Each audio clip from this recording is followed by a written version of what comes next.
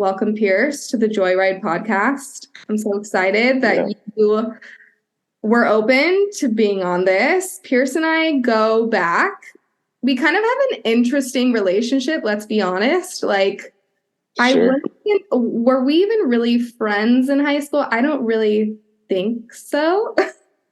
I don't know. I don't know what you would call us in high school, but we had like class together and something of that sort. Something of that sort for sure. Of that sort, you would definitely pick on me in high school. You were a different person in high school, and that is one of the many reasons why I wanted to have you on this podcast, because I truly think that as a male, you are so tapped in and tuned in to what your soul's purpose and truth is. And I don't think you were living that out in high school for sure, because I mentioned you were a different person in high school. Not the best type of person, I will say. So yeah. I could have been a lot better, but grace and forgiveness, right? Grace and forgiveness and discernment for sure. Yep. But we're going to get into all of that on this podcast episode. So I first just want the people to get to know you. Give us a little about me. Sure. Yeah. First and foremost, I'd say I'm an artist, entrepreneur, former athlete, used to play professional baseball, college baseball. So that would just be like a really concise way to introduce myself, I'd say. Cool. Okay. How old are you? Where are you living? And what are you doing right now? What is your occupation? Is there a side hustle? What are the passions in your life right now that are lighting you up? Yeah. So I'm 29 years old. I live in Los Angeles. Currently working in sales, and then I'm also an artist. So my sales career ultimately finances the art. So you're in the corporate world. Is that correct?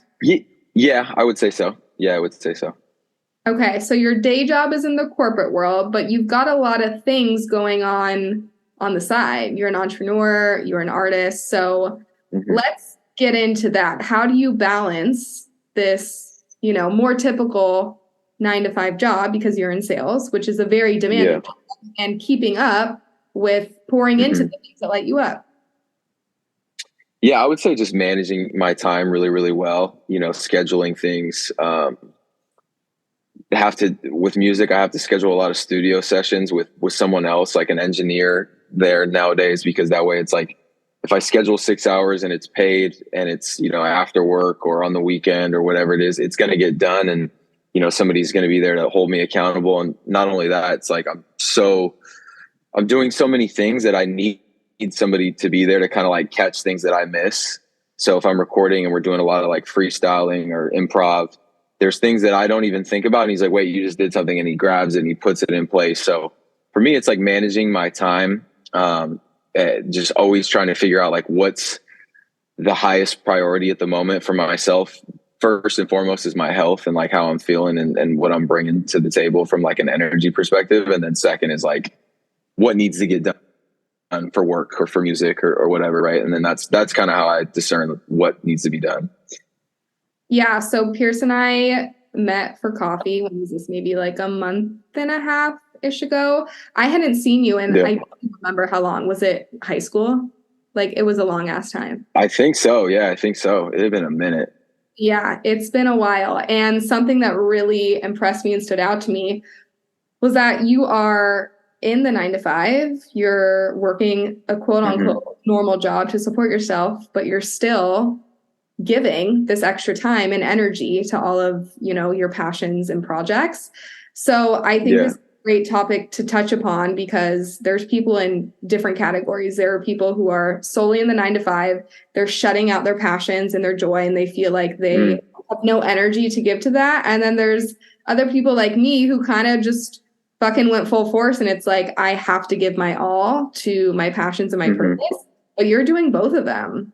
So I know that you just mentioned managing your time, but have you ever thought, I'm going to just go full in on my music? Or, you know what I'm saying? Like, how do you do that? Oh, no, definitely. I mean, I would love to make that jump when the time's right. I definitely will, but I try not to get too caught up too in like, even in artistry, right? Like in living in LA, or if you live in New York, like it's a lot of vanity and it's a lot of this and that. And it kind of gets confused. It gets confusing for a lot of people because they start shifting their integrity. And really the point I'm trying to make is like, you could be a successful business person. You could be a successful artist. You can be a successful baseball player, whatever it is. But like at my core, I'm like, I just want to be happy. And so for me, it's like, I have to have my alignment. I have to do my art stuff, but I've also like found a way to like check it and put it into a box, or not necessarily a box, but like compartmentalize it and be like, that's what this is for, to serve like my highest good. So I'm over here doing my thing because I feel like my art is going to be a way for me to like speak to people, right? I can't always talk to people. Maybe I can speak to them through my music.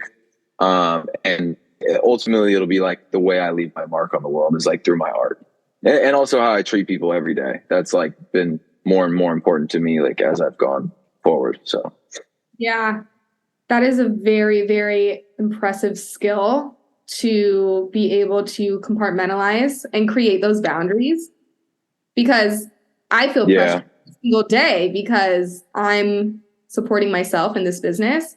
And I think that's honest and raw, that you can sit here and say, I need to support myself and that's what my job does for me, but I also need to have my outlet, and that's my music, and that's being an artist. Yeah, it feeds my soul. It's therapeutic. It's so many things, cathartic. It's so many things. And I feel like a lot of people, the thing that I see with most people is they want to try so many things and they get caught up in trying to find the perfect idea of like what they need to try. And I'm like, I just tried the first thing in front of me and I was like, oh, I tried that. I don't like it that much. Or it's like, okay. And then I moved on. And then finally I got to music. I did acting. I did modeling. I did a lot of stuff, writing and all these things, coaching. And it finally, for me, it was like, oh my God, this music thing is what I love to do. So I would say like a lot of people where they get stuck is they're trying, it's like perfectionism. They want the first thing they try to be their passion, but it's like, sometimes it's going to be the 10th thing you try and it just gets you to the next thing. So. Totally. Yeah. You have to go out and try things. And that is why people are so scared to move in any type of direction, because just like you said, they want to try the first thing and have it stick and have it be a success and it give them fulfillment. Yeah. The most times it's a 50-second thing that's going to, spark some joy in you, but you have to put yourself out there and explore and try. So everything that you just mentioned, acting, fear for sure, acting, modeling, now doing music, that seems very,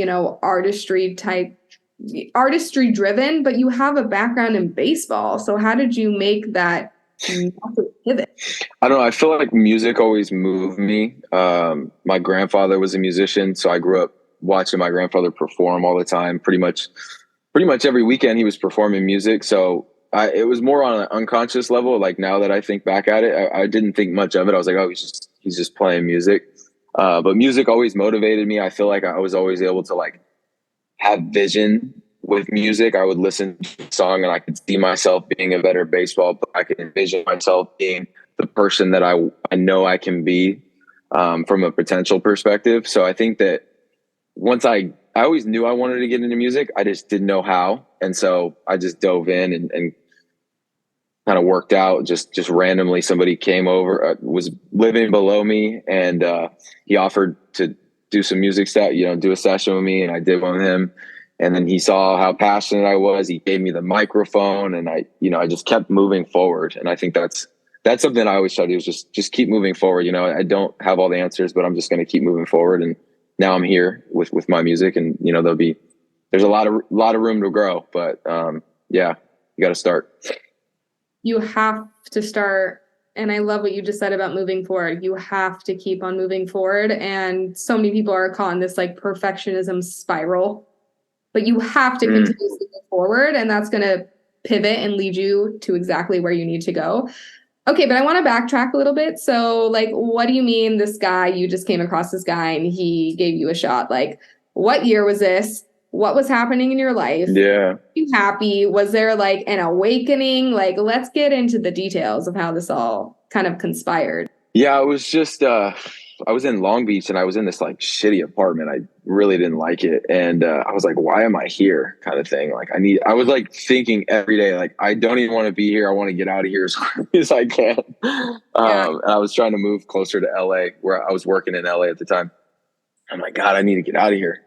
And sure enough, there was like one dude who he was super chill, and he was kind of smoking sometimes, and we would chat for a little bit. And then next thing you know, he's like, oh, you want to come over and smoke and chill and like, drink tea and stuff. And we would just have these conversations that were, very thought provoking and just kind of like great conversations. So I kept going back, and then we got into freestyling, which I did a lot when I was in high school and stuff. And then, yeah, ultimately he was like, oh, we should just start recording music. And yeah, he just became a really, really good friend. And that's kind of how it started. And past that, I started doing it around other friends, and they encouraged me. They're like, oh, you should do it. And I don't know, just got obsessed with it. And what year was this? When was that? That was probably 2018. 2018. It's been 5 years. Wow. 5 years. Yeah. Wow. And I made music for like a year and a half before I ever released the song. I didn't like make a song. It was like, everybody needs to hear my music. I was like, no, I need to work at this and make sure that it's, good enough. And now I look back, I'm like, oh, I probably could have got a little bit better, but I mean, of course. But you're practicing what you're preaching, and you just had to get started, had to do something. So where did you like muster up this confidence to put out your first song? I remember when you released it, I don't even remember what song it was, but being like, Pierce Romero raps? Yeah. Like, what is going on right now? I would have never in a million years thought that. Yeah. I read this book called The Artist's Way, and that really got me moving. And it really gave me a guide, just kind of like a guidebook or guidelines on how to remain unstuck and, working through the channel, letting things channel through me and things to avoid. And it was like, I don't know, there's a book in baseball that I read. It's called like The Mental ABCs of Baseball or something like that, or The Mental Game of Baseball. And that's like the Bible for baseball. It gives you all of these things, mental tactics, I guess, to avoid and how to think about the game and simplify it. And like The Artist's Way for me is the same book. I just always go back. I've probably read it 10 or 15 times, and I always go back to it. And I'm like, oh my God, I'm stuck in perfectionism. Oh my God, I'm stuck in this. Oh, I need to take a risk. So it really is like my compass and my Bible from an art perspective. It's what I fall back on. And that was what gave me the courage. Like, oh, just do it. That's so funny that you bring up this book, because I literally was talking to a friend on Monday night, and she brought up The Artist's Way, and I purchased this book, but I am constantly like, I'm being pulled in 15 million directions of this book and that book and this mentor. But now you bring it too, and I know that it's like, what is it, a 12-week program that they kind of put you through? Is that correct? Yeah, it's 12 weeks. Yeah, it's 12 weeks. And one of the things you have to do every day is write for three pages freehand. But it gets addicting, and you end up writing even more. And sometimes sometimes I write in the morning, sometimes I write in the night as well.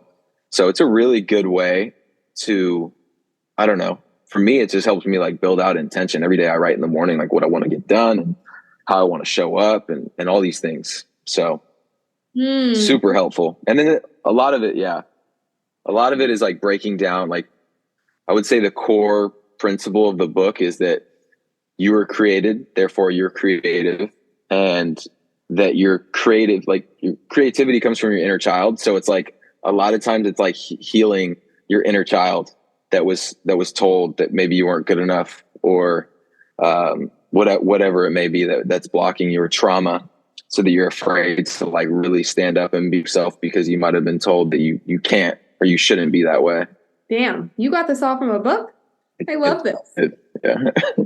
Yeah. Yeah. I'm feeling very inspired to go get this book now, because as I mentioned before, new level. You'll touch a new level for sure. Yeah, like this is like you are a whole new ass person from high school. So like, okay, getting into this book, You are very Mm-hmm. spiritually tapped in and connected to yourself.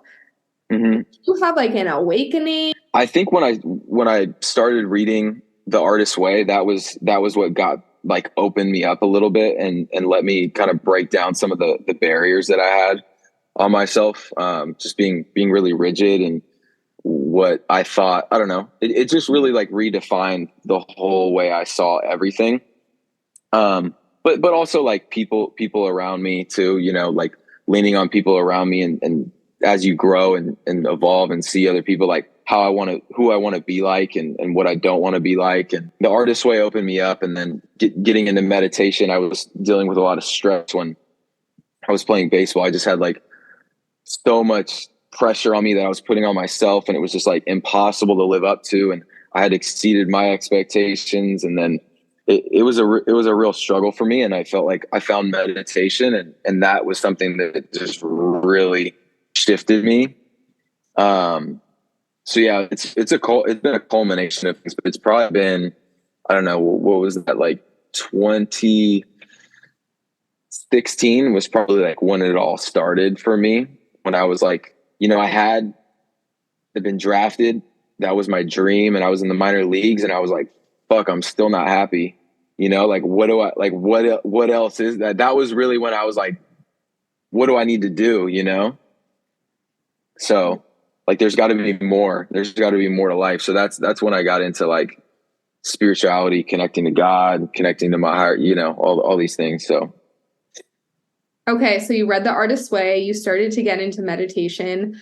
What did that look like for you? Did you just like hop right into freaking Joe Dispenza? Were you doing Kundalini? Were you just like, I'm just going to sit down and let myself kind of visualize? What did that process look like for you? Yeah, there was Headspace was the app I used to use. That's what I started with. And then that just opened up the gate, right? I mean, you go on YouTube and you type in meditate, letting go meditation was one that I did a lot. And then there was a studio in LA called the Den Meditation. I used to spend a lot of time there, and I just got addicted to it because it really made me feel a lot better. It gave me perspective, and it felt like, you know, if my problems were like right on top of me, once I was meditating, it was like now I had a distance to see them, and I could be like, oh my God, like that's not serving me, or whatever it is, right? Whereas like when things get hard, as we all know, and we get emotional, it's like right in front of you and you can't shake it. And so yeah, meditation really gave me a lot of perspective. And it helps that you were living in a city where you had access to these tools and resources. I feel the exact same way. Yeah, it wasn't taboo. Yeah. Yeah, because in Fremont, California, where we're from, I mean, I don't even know if there's anywhere where you can go. Maybe now, because it's 2023. Mm-hmm. At the top of my head, you would have to at least go to like San Francisco or something. Let's go back to music, business, where you're at in your life right now. What does the rest of the year look like for you? Yeah. So what are we in September? So the rest of this year, I have like 4 or 5 songs coming out the rest of this year. So I'm finishing up some videos, working on like my debut album, which is probably coming out in 2024, but it'll definitely come out in 2024. It's just depending on whether it's going to be an EP or an album. And then, yeah, just continuing to build my business and really putting more money into the music, because it's one of those things where, you know, it's definitely organically growing, but you also need to get the music in front of the right people, and the right audience. And that tends to take a little bit of strategic marketing. Yeah, for sure. So priorities in life, if I'm, you know, I don't know if I'm getting this right, are just like supporting yourself, sales, your job, Mm-hmm. your your passion, which is music and being an artist, and I don't know, self-exploration, self-awareness, self-understanding, spirituality. Yeah. I mean, I feel like first and foremost is just like how I'm showing up, you know, and how I'm growing. I'm trying not to get caught up too much in metrics and, you know, to this number of sales and this number of streams and this type of thing, because it's never ending.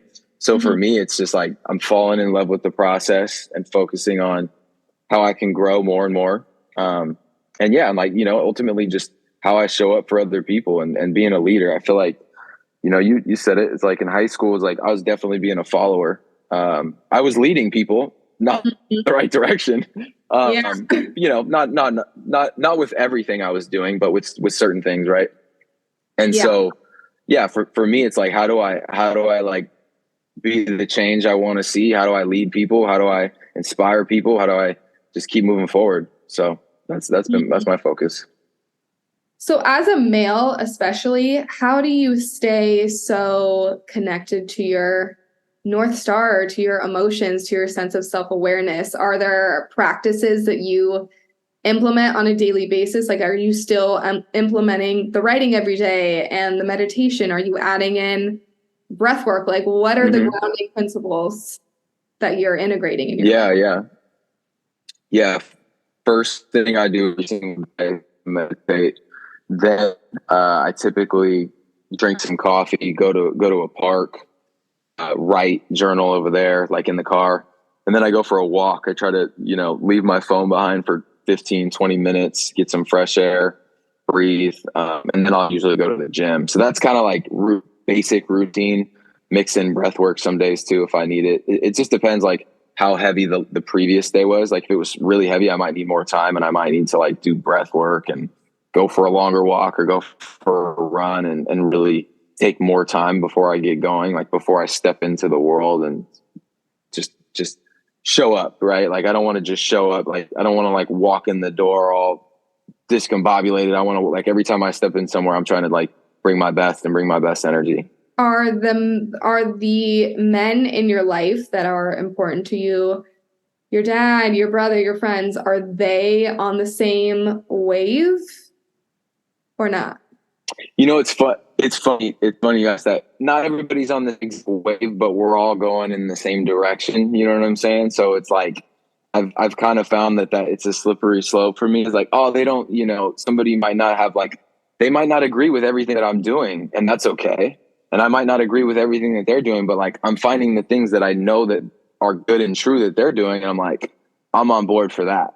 So, right, like a lot of people, I don't know, they might not have big goals, and that's okay. So doesn't mean they're not on the same wave as me, but I've definitely found this balance of like people are really good. So I'm just trying to find the good in people, because I feel like the perfectionism in me previously would be like, oh, like they're not on my wave anymore. I can't rock with them or whatever it is. And that's true sometimes, right? Like the immediate circle you have needs to be like bulletproof, but yeah, long answer. Yeah, I love it though. Do you feel very supported by your people? Like what's there? I know that you, and I totally agree with this, everyone is, hopefully the people that you're surrounding yourself with are moving in the same direction, even if they are doing different things. Yeah. Are the people in your life that because I know that we've talked about this, you're not going out a lot and doing like drugs or partying or like dating, like, are there people in your life that are doing that? Like how, and do you feel supported by those people? Yeah. There's people in my life that are doing their thing, and it's just a matter of like what we're doing together, right? Like I might work with people who have different, they spend their weekends doing different things than me, and they have different priorities. So it just depends on like what it is we're doing, right? Like for sure, like the spiritual stuff, the self development, all these things. Like, yeah, like I have a certain group of people for that, but there's also a group of people that I work with who do other things. And yeah, I don't know. It's interesting, but yeah, I definitely try to stay away, right? Like it's hard if you don't drink, you shouldn't hang out at a bar all the time. But you might go to a bar once in a while to hang out with your friends, but not a good idea to be there all the time, that kind of deal. So, loving people from a distance and boundaries and all these things. I was just going to say, it seems like you have an incredible grasp on your boundaries and what you mentioned before, compartmentalizing. Like you seem to have that down pat, which is incredibly commendable. Because that shit is hard. Thank you. Yeah, it's hard. Yeah. It's hard. It's super hard. It's super hard for sure. That's one of the hardest things, like growing up. But I feel like I had to do that early on to be successful with baseball and stuff. I had to like, there was people that I couldn't hang out with as much because I was busy doing my thing, and I was doing, trying to make that happen. So I needed to be around people who were moving in that direction. Otherwise it was going to pull me back. 100%. Well, I love it all. I totally support you, and I love what you're doing. So Appreciate you. Yeah. Where can people find you? Planet on Earth. I'm here. I'm here on planet Earth. I'm here. Yeah. On Instagram, Pierce J. Romero. TikTok, same thing. Spotify, Apple Music, all of it. It's just Pierce J. Romero. So tap in. Love it. Well, thank you so much for being on the Joyride podcast. This was such an expansive conversation, and let's keep the support going for sure. Yeah, let's keep doing it. Come on. Amazing. I love these conversations. Yeah. Yes, good. They're the best. Thank you so much. And thank you guys for tuning in, and have a great rest of your week. And I will see you in the next episode.